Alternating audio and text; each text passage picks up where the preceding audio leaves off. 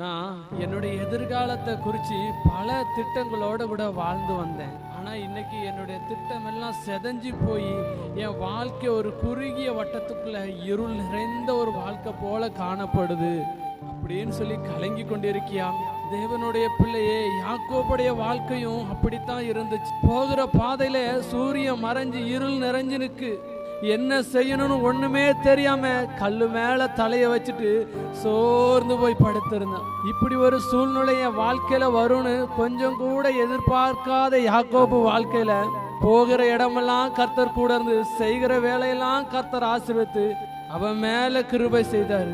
நீ நிற்கிற இந்த சூழ்நிலையிலும், நீ கடந்து சென்று கொண்டிருக்கிறதான வாழ்க்கை என்ற பிரயாணத்திலும் கர்த்தர் உன் கூட இருப்பாரு. உன் பிரயாணத்தை ஆசீர்வதிப்பாரு. நீ செய்கிற வேலையை ஆசீர்வதிப்பாரு. உன் வாழ்க்கையில இருக்கிற இருள் எல்லாம் மாறி வெளிச்சம் பிரகாசிக்கும்.